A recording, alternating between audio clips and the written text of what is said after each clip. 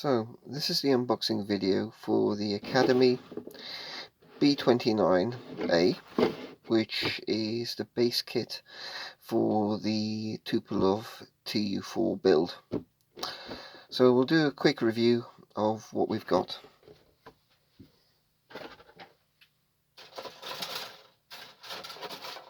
So just really pulling out the sprues as they come out of the box. So starting off here, tailplane, engine cowlings. This is all nice, finely recessed panel lines. I don't see any issues with this plastic. I'm not detecting any flash or anything else. The cowlings look quite decent. I'm going to be retaining the American engines because I think in a cowling like this you're not going to exactly see much. You'll be able to tell the difference between the American and the Russian radial engine, so I'm not worrying too much about that. Some of the blister turrets, and as we'll see, some of these are going to be replaced. Well, they are going to be replaced by the Russian version with the 20mm cannons as opposed to the 50 caliber machine guns.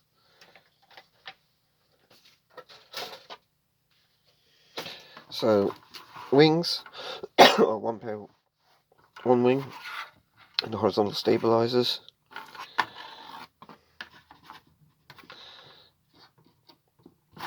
And the aft cabin floor there.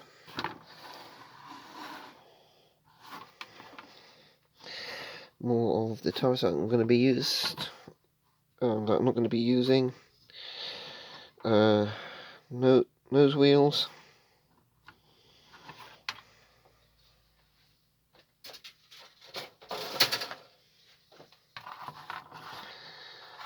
The engine nacelles and the props. I'm not sure if the Russian props had any difference in the dimensions. And you can see that this is also the sprue for a tanker version, so you've got a refueling boom here, quite interesting, something not going to be used. Covers for the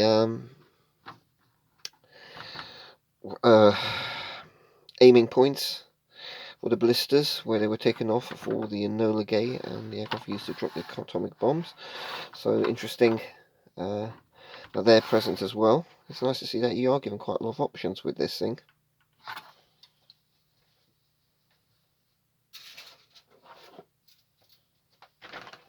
Two small sprues, one with the main wheels split in two. They're going to have flats ironed on them. A lot of the interior cockpit detail, crew beds, instrument panels, and a lot of the other exterior detail components. The mountings for the cannons are there. Again, those are going to be replaced. Crew seats, panels. Again, I'm not seeing any issues with flash. I'm just seeing good quality throughout. Bombs. Now, I'm not going to be using these for the simple reason that I'm going to be making this with bomb base closed. I'll open up other things on this kit, but I'm not going to be stuffing it full. Also, I think the Russian ordnance would look somewhat different from these, so it'll be useful for other projects maybe.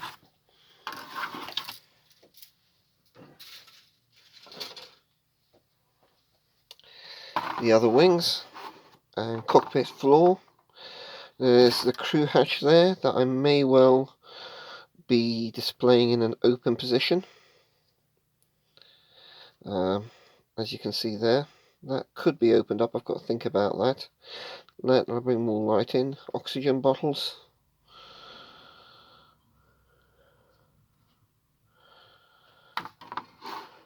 A tunnel to go from the forward section to the rear section. The other horizontal stabilizer.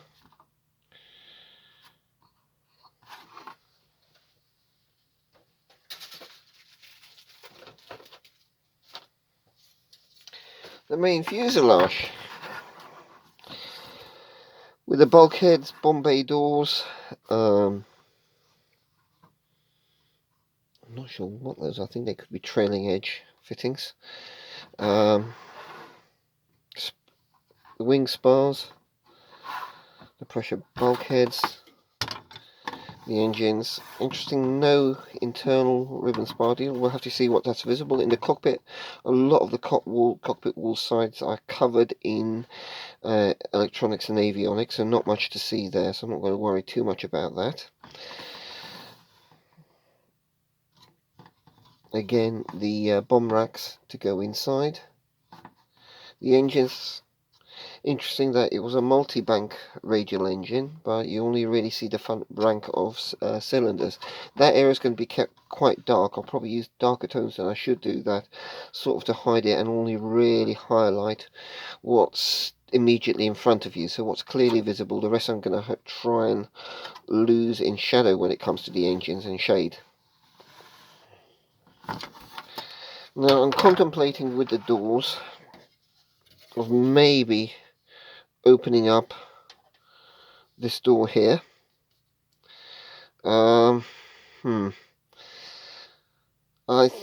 want to damage the look of the aircraft, but it'd be interesting to have that open and have a peer inside the aft compartment, and I've got the ladders, as we'll see on the photo etch for this. So really, I'm not seeing any major issues there. At the end of the day, everything comes down to the fit. And nice big apertures for the blisters as well. For the gunner's blisters will be interesting. I like when those are fitted. There I might use slightly lighter tones on the interior, because with the Russian shades it is quite dark. I'll certainly maybe paint it in the base and then highlight it quite a bit.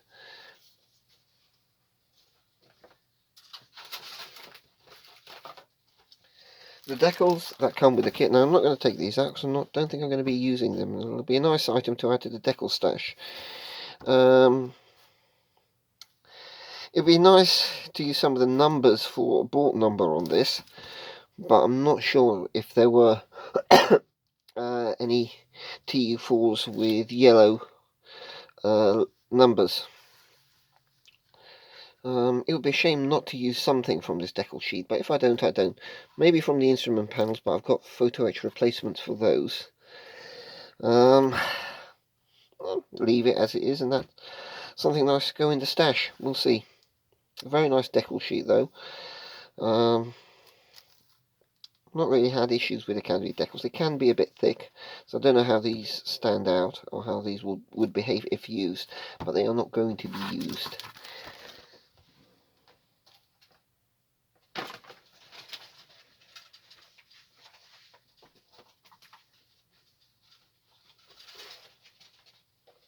The decals I do have allocated for this. These are some of them, and these are some other ones. 1/48 scale modern. I'll have to see the stars are appropriate. The lettering may actually be useful.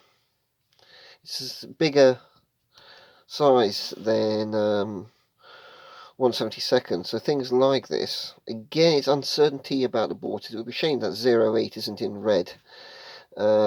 67, we'll have to see. It may end up being a TU4 with a slightly uncertain bought number. I'm not too worried about that, but it's definitely elements I can use there.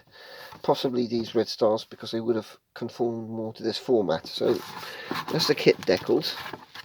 That are decals that are going to get used, and maybe others from my kit stash, decal stash as well. So let's look at some of the extras that we have with this. So a set of masks, no real need to open these up. They're the B29 masks from Eduard. These will make life a lot easier. Leave the blisters off and attach them after painting, I think, in this case. But everything else, the canopy, well, the main cockpit, they're going to be useful for that. Airwaves photo etch set. See there, a lot of instrument panel. That there is the ladder for access on that side door that I mentioned. We might see that fitted. Certainly make good use of the instrument panels, seat belts, and all of that to help bring things alive.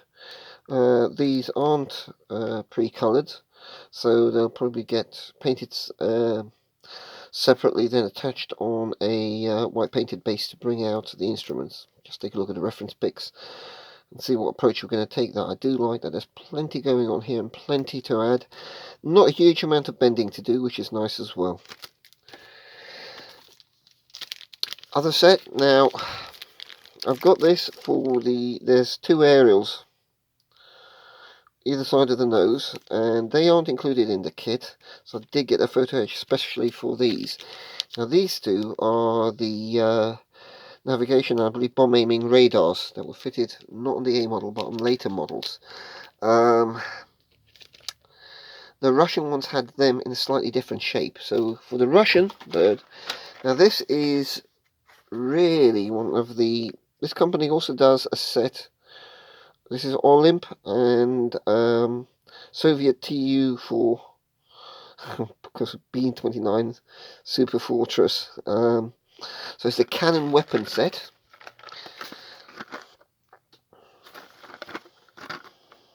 And really that's what you get for positioning. The 20mm cannons to go into various positions.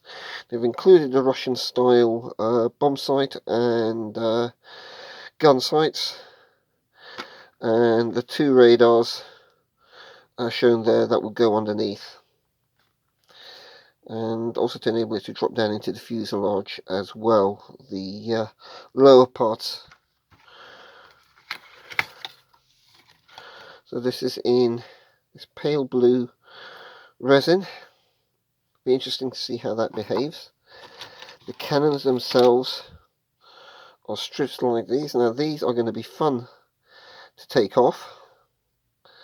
Have to be very careful, very ginger here. It'd be nice if there were metal replacements for these, but I'm going to work with what I've got for the time being. I'll see one of the radars there.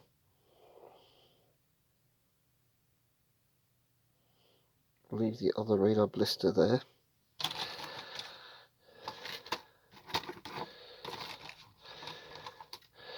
And more pieces like these. Again with this, seems quite nice quality, but really take some time over prepping this. Take my time over separating it from the moulding blocks. So that's really the main set for this. As I say, the company do also do the engine set.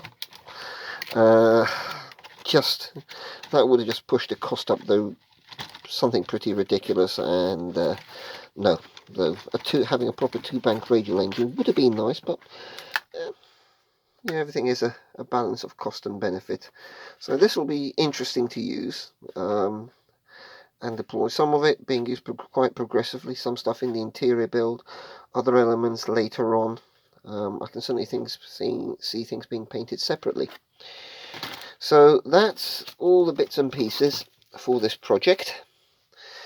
I've got the various paints and other stuff. I don't necessarily think I need to review them. Oh yeah, instructions.